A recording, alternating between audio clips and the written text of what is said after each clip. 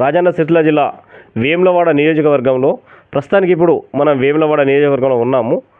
ఇక్కడ వేములవాడ నియోజకవర్గంలో కోయడ సత్యవ గారి దగ్గర ఉన్నాము. ఆమెతో ఇప్పుడు ఆమెకు జరిగిన సందేశాలు ఏంటి, ఆమెకు జరిగిన అన్యాయం ఏంటి, ఆమెతో ఇప్పుడు మనం తెలుసుకుందాం. ఇక్కడ అసలు మీకు ఏం జరిగింది, మీ బాధ ఏంటి? నేను ఒంటరి మహిళ, నాకు ఎవరు లేరు వెనక. అయ్యా, నా పేరు కోయడ సత్యవ. మాది మైతాపూర్ గ్రామం. కొన్ని రోజులు మన శుద్ధాల కాడున్నాం. ఆడికి వెళ్ళేటికి వచ్చి జాగ కొనుక్కొని దుకాణం షాపు నడుపుకొని కష్టపడి జాగ కొనుక్కొని ఇల్లు కట్టుకున్న తర్వాత మా అక్క కొడుకు కోడళ్ళు నా దగ్గరికి వచ్చి చుట్టరికల్లోకి వచ్చి కొన్ని రోజులు అట్లే ఉండి నన్ను నమ్మించి నాతోనే ఉండి మాకేం లేదు కదా, ఇక్కడ ఉంటాం, చేత ఏదైనా పని చేసుకుంటాం అంటే నమ్మిన. ఇంట్లో అప్ప చెప్పిన నాకు కిరాణా షాప్ ఉండే, కిరాణా షాప్ నడుపుకుంటా నేను షాపులో పొద్దున్న లేచి నేను షాపులో కోదుంటి. వాళ్ళు ఇంత అండి పెట్టుకుంటా చేసుకుంటా, ఇంటికాడ ఉండి వాని భార్య బీడీలు చేసుకుంటా వాళ్ళు ఇంటికాడ ఉండి వాళ్ళు అది చేస్తారు. నేను అన్నీ నమ్మిన. బీరువాకి కానీ దేనికి కానీ తాళాలు వేయకపోతుంటి. ఆ ఇంట్లో వాళ్ళు ఉందరు, నాకు ఇంత అండి పెట్టుకుంటూ ఉంటే నేను షాపులు ఉండి పొద్దుగల 6 గంటలకు పోయి సాయంత్రం 10 గంటలకు నేను ఇంటికి వస్తుంటే ఇంటికాడ ఏం జరిగింది అనేది నాకు తెలియదు. వచ్చి నేను పొద్దున్న లేచి పోవడే తప్ప నాకు ఇంకోటి ఏం లేదు. ఇంటికాడ ఏం చేస్తున్నారు, ఏం జరుగుతున్నారు అనేది మొత్తం నమ్మిన. అటువంటిది వాళ్ళు ఎప్పుడు ఏం చేసుకున్నారో ఎందుకు తెలియదు. తర్వాత నాతో ఉండి నన్ను నమ్మించి ఎన్నో జాగ కొనుక్కున్నా అంటే సూర్యుడి సంతకం కావాలంటే నేను సంతకం పెట్టిన. అంటే జాగా కొనుక్కున్నామని చెప్పి ఎవరు చెప్పారు? ఆయన ఎవరు, అతని పేరు ఏంటి? మా అక్క కోడలు అంజమ్మ, కోడల పేరు అంజమ్మ, కొడుకు పేరు రాజిరెడ్డి. వాళ్ళు జాగ కొనుక్కున్నాం. నువ్వు 5-6 సంవత్సరాలు అయినాక తర్వాత మేము జాగ కొనుక్కున్నాం, నీ సూర్యుడి సంతకం కావాలంటే కావచ్చు అని చెప్పి పోయినా సంతకం పెట్టిన. ఫోటోలు ఇవ్వడం అంటే ఫోటోలు ఇచ్చిన, ఆధార్ కార్డు ఇచ్చిన. వాళ్ళు ఏమి చేసుకున్నది నాకు తెలియదు. వాళ్ళు చెప్పింది సూర్యుడి కోసం అని చెప్పారా, ల్యాండ్ తీసుకుని చెప్పారా, లేకపోతే వేరే విషయం ఏదైనా చెప్పి తీసుకెళ్ళేదా? ఏదో ల్యాండ్ ఏదో అన్నారు, సూర్యుడి కావాలన్నారు. నీ సూర్యుడి కావాలి, మేము ల్యాండ్ కొనుక్కున్నాం అని చెప్పి అన్నారు. కావచ్చు అనుకొని నేను పోయి పెట్టిన. నాకు ఏది తెలియదు, నేను చదువుకోలే, నాకు చదువు రాదు. ఖాళీ ఒక సంతకం అందరిని నేర్చుకున్నాను. నేను బీడ్ కంపెనీ నడిపించిన కాబట్టి సంతకం అందరిని నేర్చుకున్నాను. నాకు ఏవి తెలియదు, ఏ పేపర్లు తెలియదు, ఏవి తెలియదు. అయితే నన్ను అవి పెట్టినాక తర్వాత వాళ్ళు చేసుకున్నది తెలియదు. లోన్ తీసుకున్నారట 8 లక్షల లోన్. ఏంటిది, ఏం చేసుకున్నారు అంటే నీకు తెలియకుండా నీ ఇల్లును వీళ్ళు రిజిస్ట్రేషన్ చేసుకోవడం జరిగింది వాళ్ళ పేరు మీద. అయితే నాకు తెలియకపోయినాక ఒకరోజు వీళ్ళు లేరు, ఊరికి పోయినరు. నేను ఇంటికాడ ఉన్నాను, నాకు ఆరోగ్యం మంచిగా లేక.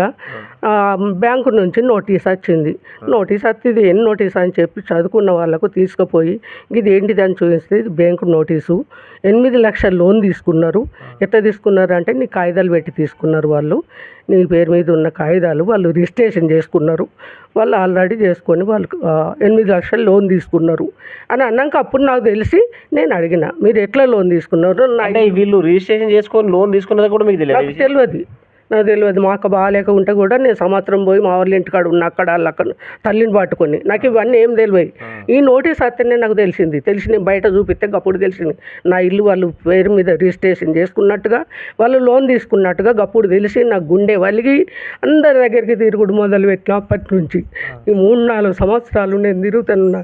ఎమ్మెల్యే దగ్గరికైనా, పోలీస్ స్టేషన్ దగ్గరికైనా, సిఐ దగ్గరికైనా, ఎస్పీ దగ్గరికైనా, కలెక్టర్ దగ్గరికైనా. ఒక 3 సార్లు అయినా కలెక్టర్ దగ్గరికి, ఎస్పీ దగ్గరికైనా. ఎస్పీ ఇక్కడికి పంపించి సిఐ పిలిపించిండు. సిఐ పిలిపించి ఇక్కడ సిఐ వేములాడ సిఐ పిలిపించి అమ్మ ఏం జరిగింది అంటే నా ఇల్లు గిట్ట చేసుకున్నారు సారు, నా ఇల్లు నాకు కావాలి అని అంటే వాళ్ళు మేము కొనుక్కున్నాము అన్నారు. ఎంత కొన్నారు అని సార్ అడిగిండు. అంటే మేము మొత్తం మస్కట్ పోయిన పైసంతా పంపించిన అంటే నాకు పంపినట్టుగా ₹1 పంపినట్టు రోజు అయితే నేను కట్టుబట్టతోనే వెళ్ళిపోతా సార్ అని నేను అన్న. 2 బుక్లు ఉన్నాయి, ఖాతా బుక్లు, అవి ముందటే సార్ అని అన్నాక వాడిని అడిగినరు, అవురా నీకు పిల్లలు ఉన్నారంటే ఉన్నారు అన్నాక నువ్వు పిల్లలు విడిచిపెట్టి నువ్వు ఆమెకి ఎట్లా పంపినావు డబ్బు, కేసు చేస్తా అని చెప్పి కేసు చేసిండు. సిట్టింగ్ కేసు చేసిండు. ఏం కేసు అంటే సిట్టింగ్ కేసు అన్నారు. అడిగితే అది నువ్వు 420 అన్నారు. అలా టైప్ చేసి ఇచ్చిండ్రు. ఉన్నది కాపీ నా దగ్గర. ఇప్పటికీ వీళ్ళు నేను మోసం చేసి రిజిస్టర్ చేసుకోవాలన్న ఈ విషయము ఇప్పుడు ఎన్ని సంవత్సరాల క్రితం నుంచి జరుగుతుంది ఇది? నాకు తెలిసి 3 సంవత్సరాలు అయిపోయింది. అంటే 3 సంవత్సరాల క్రితం నీకు తెలియకుండా రిజిస్ట్రేషన్ చేసుకొని వీళ్ళు బ్యాంకు నుంచి లోన్ అవన్నీ తీసుకొచ్చుకొని చేసుకున్నారు. తీసుకొచ్చుకున్నారు, వాడుకున్నారు. అప్పటి కూడా నీకు తెలియదు, ఈ పోస్ట్ నుంచి ఇచ్చిన తర్వాత మీకు తెలిసింది. తెలిసింది. సిఐ గారు కలిసిన మీరు ఎవ్వరు కూడా స్పందించట్లేదు ఈ విషయంలో? ఇవ్వలేదు. నేను సిఐ గారు కలిసి సార్ నా ఇల్లు నాకు ఇప్పించండి సారు, నా ఇల్లు నాకు కావాలి, నాకు మోసం చేసేది సార్ అని కాళ్ళ ఎల్లబడి ఏడ్చి ఆయన దగ్గరికి తిరిగితే వాళ్ళని అడిగి పోర్టు కేసు చేస్తున్నామ్మా అని చెప్పి అన్నారు. అనగానే ఒక శ్రీధర్ అనేటోడు వాళ్ళ కొడుకు ఫ్రెండు ఆయన వచ్చిండు. ఒక అతను ఎవరు శ్రీధర్, ఎవరు అని? వేములవాడని గౌడుసు గుడి మీద అప్పుడు ఏదో ఒక ఇంటికెళ్ళి దాని మీద గుత్త ఉండేనట ఆయనది. అయితే అప్పుడు కాంగ్రెస్ అట, ఇప్పుడు టీఆర్ఎస్లకి అయిందట. అయితే ఆయన వచ్చిండు. ఆయన ఎవరు వీళ్ళ కొడుకు ఫ్రెండు, ఈ రాజిరెడ్డి కొడుకు మహేష్ రెడ్డికి ఫ్రెండు. మహేష్ రెడ్డి జాబ్ చేస్తాడు, హైదరాబాద్లో ఉంటాడు. ఆయన అత్తగారు కొడు ముందు అక్కడికి వస్తాడు, అటే పోతాడు ఇట్లా అయితే వాడు ఏం చేసిండు, మరి ఇట్లా జరిగిందిరా అని ఇవన్నీ లొల్లులు జరుగుతున్నాయి 3-4 సంవత్సరాల నుంచి. లొల్లి బాగా అయింది మా కోడలు. 3-4 సంవత్సరాల నుంచి డిపార్ట్మెంట్, కలెక్టర్ కానీ, ఎంఆర్ఓ కానీ, ఎంపీడీఓ కానీ, ఈ పోలీస్ డిపార్ట్మెంట్ కానీ ఎవరు కూడా స్పందించలే. ఆర్డీవనే ఒక 4-5 నెలలు దింపిండు. ఆర్డీవనే దింపి లాస్ట్కి వస్తే ఏందని అంటే కూడా ఇగో లెటర్ ఇస్తున్నా చేస్తా అన్నాడు. ఆఖరికి వస్తే ఏంటి సార్ అంటే నీకు మెయింటెనెన్స్ ఇప్పిస్తామా అన్నాడు. మెయింటెనెన్స్ నాకెందుకు సార్, వాళ్ళు నేను అన్నోళ్ళ, నేను చేసిన వాళ్ళ, నాకెందుకు వాళ్ళే వాళ్ళు నేనే వాళ్ళు, మేము కొయ్యేవాళ్ళు మళ్ళీ పడిగోళ్ళు వచ్చి నన్ను మోసం చేసేసుకున్నానికి నాకు మెయింటెనెన్స్ ఎందుకు, నేను మెయింటెనెన్స్ అని పెట్టినా మీ దగ్గర, నా ఇల్లు నాకు కావాలి సార్ అని అన్న. అమ్మ ఇది బాగా రోజులు అయింది, మేము చెయ్యరాదు, నువ్వు కొట్టుకోమని చెప్పి ఒక లెటర్, ఆ లెటర్ కోసం నా నెల్లు దింపుకున్నాడు.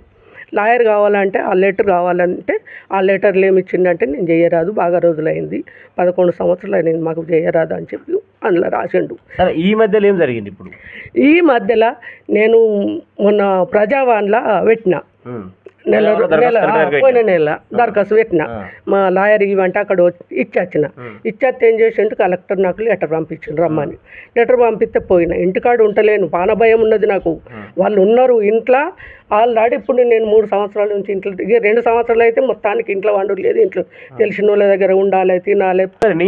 ఎందుకు ఉండలేకపోతున్నాను? ఒకరోజు రాత్రి పోయిన సంవత్సరంలో నేను పోలీస్ స్టేషన్లో సిఐ కంప్లైంట్ ఇచ్చిన, ఫస్ట్ కలెక్టర్కు ఎస్పీకి ఇచ్చి సిఐకి ఇచ్చి వచ్చి ఇక్కడ కలిసిన, ఎస్పీకి ఇచ్చి కలిసినాక ఏం చేసిండు, అదే రోజు రాత్రి ఆ సిఐ మాకు ఏం స్పందించలే, వాళ్ళ దిక్కు మాట్లాడి 4 పెద్ద మనుషులు చేసుకుని పంచాయతీ చేసుకుంటే నేను పంచాయతీ చేసుకోను అని చెప్పిన. అయితే ఏం చేసిండు, గద్దరించి పెట్టినట్టు అంటే ఇక నన్ను ఏం చేయరా అనుకున్నారా, పొద్దుకి 9 గంటలకు వచ్చి మా అక్క, నేను ఏడుతున్నా, మా ఇంకో అక్క ఉన్నది చిన్న అక్క, చేత కాకుండా ఉంటుంది, అది వచ్చి నాతో కొద్ది రోజులు ఉన్నది, నా ఏడుపు చూడలేక భయం చూడలేక వచ్చి ఉంటే పొద్దుకి 9 గంటలకు అత్తిన తలుపులు పెట్టుకున్నాం. లంజలాల తలుపులు తీయండి, తలుపులు వాళ్ళు కొట్టి మిమ్మల్ని చంపించేయాలి పోతా. నేను ఇదివరకు ఇదేం కొత్త కాదు, ఇదివరకు పోయినా మళ్ళీ కూడా పోతా, లంజలాలు తీయని తలుపులు గుద్దుకుంటుంది ఇట్టిర్రు. ఇక నేను తలుపులు తీయాలి, ఇక మాకు ఎవరు లేరు కదా, ఆ రాత్రి తలుపులు తీస్తే చంపుతారో ఏం చేస్తారో అనే భయంకు ఇద్దరం తెల్లందాక గజ అనుకుంటూ ఏడుచుకుంటున్నాం. అయితే దాని మనవడు అక్కది కొట్ల మండలం, అక్కది అలా మన్మన్తో ఫోన్ చేసి తిప్పించారు, మీ నానమ్మని మీ ఇంటికి తెప్పించుకుంటారా లేకపోతే మీ మీద కేసు పెట్టుకుంటారా అని ఫోన్ చేసి తిడితే వాడు మా అక్కను బాగా తిడితే మా అక్క ఏందిరా నువ్వు ఎందుకు తిడుతున్నావు అని పోతే ఆడ లొల్లి పెట్టుకొని వానితో కొట్టిపించారు వీళ్ళు. వానికి 15 సంవత్సరాలు ఉంటాయి. మా అక్కను దాని మనవంతో కొట్టిపించారు ఫోన్ల మీద. ఇప్పుడు మనం చూసినట్టయితే కలెక్టర్ గారు పంపిన నోటీసులు కూడా ఈమెకి ఏ విధంగా ఉన్నాయంటే, ఇవి కలెక్టర్ గారు ఈమెకు పంపినవి 16/1/2025 రోజుల్లో పంపాడు. ఇతనికి ఏ రకంగా అంటే ఈమెకు మెయింటెనెన్స్ కింద ఇస్తారని చెప్పి పంపించారు.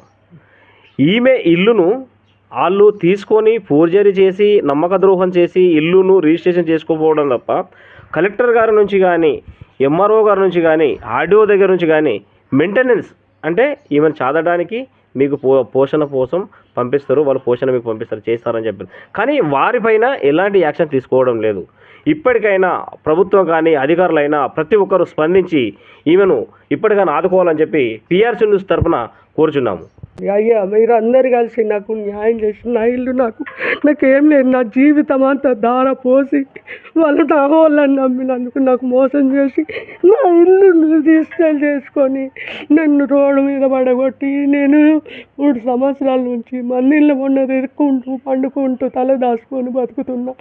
అయ్యా ఎవ్వరు కూడా ఎమ్మెల్యే కానీ సిఐ కానీ ఎస్పీ కానీ కలెక్టర్ కానీ ఆర్డీఓ కానీ ఎవ్వరు నాకు స్పందించి నన్ను న్యాయం చేయలేదు. మీరు న్యాయం చేసి నా ఇల్లు నాకు ఇప్పియాలని మీ అందరినీ దయచేసి కోరుకుంటున్నా. ముఖ్యమంత్రి గారి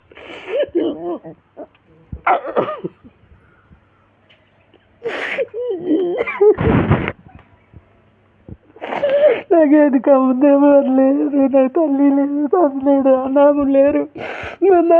ఉన్నది ఒక్క అక్క శాత కాకుంటుంది, అది దాన్ని కొట్టి దాన్ని బొక్కలు కొట్టిపించారు. కావాలంటే మీకు ఫోన్ చేసి మాట్లాడిపిస్తా. ఎవరు లేరు, మన ఇళ్ళ పన్ను గడుపుతున్నా.